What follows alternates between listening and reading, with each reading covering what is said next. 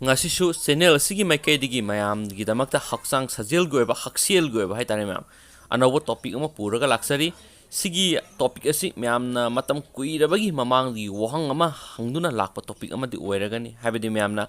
hadi khangba mis yorongani duga khangdaba mis yorongani na khanjai habidi face mask uppaga hakchang shajel tawbada isada sokbra soktabra haibena chingba sigumba topic ta nainaba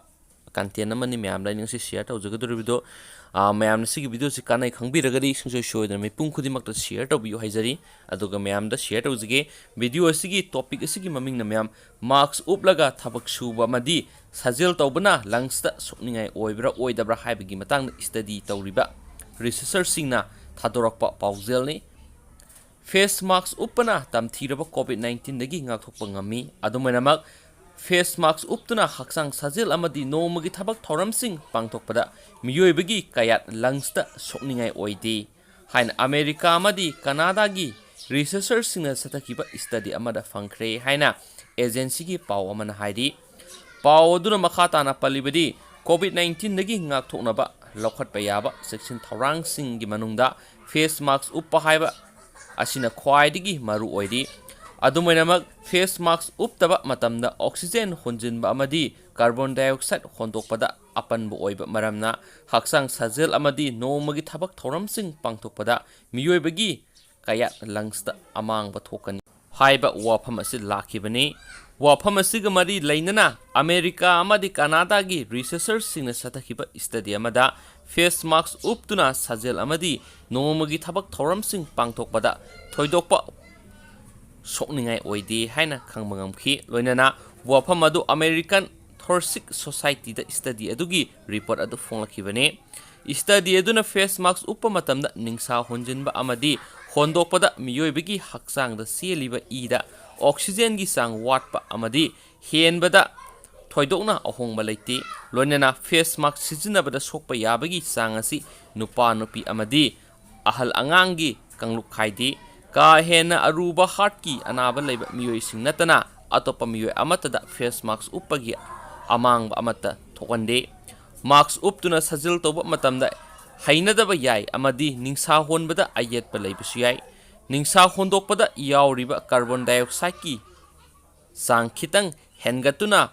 lumbu saba nungsit honjinba yai masina maram oiduna shajel toba humang hena taba amadi mai ngangsinba yai adumainamak miyoibagi ningsa honbagi kayat lungstagi akaiba amata pide haina report aduda fonglakibani haidi hainasu akhang ai singna study gi matungina sumna mayam share tawbire atopa hena khangjinbada kanraba content masang tanga mayam da hapsage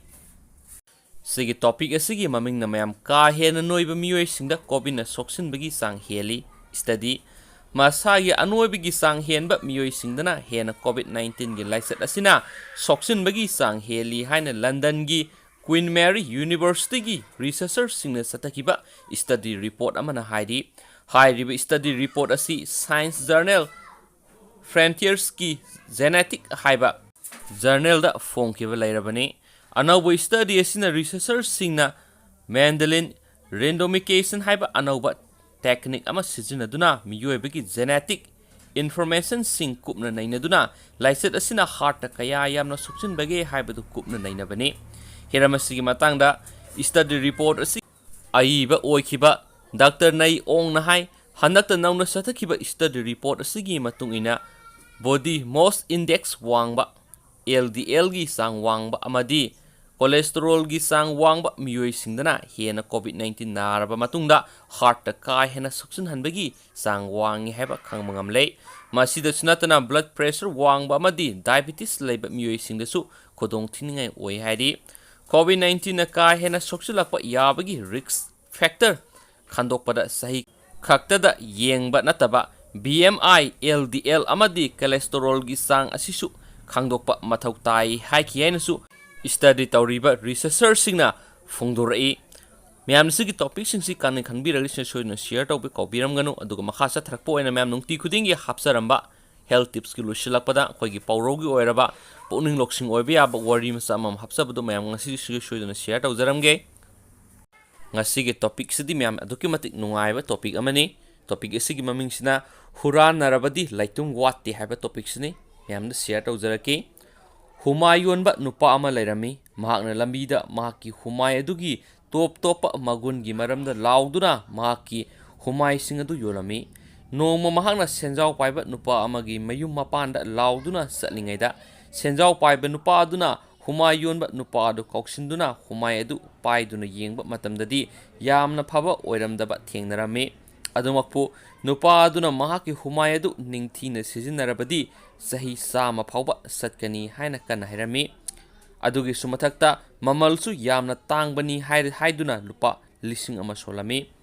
nupa aduna makhal makhagi wahai wata kya sizinaduna taksilaklaba adudagidi senjau paiba nupa adu yaningda humai tu laire adubu humai adu numit humni gi manungda tekpa horakle sayol ama phadana purapuri sizinaba sukya yadre sathina sauraba senjau paiba nupa aduna humai yonba nupa adu kauduna makpu namthak tawi haiduna leirami humai yonba nupa aduna mong hadana hairei aigi humai asi sahi samagi guarantee pijabani adomno humai asi karamna sijinagadage haibadu khangdana sijinarubadagini humai asi tekiba soidana oigani senjau paiba nupa aduna hairei nahakna humai asi yonba matamda masi karamna sijinagadage haibadudi taksu takidana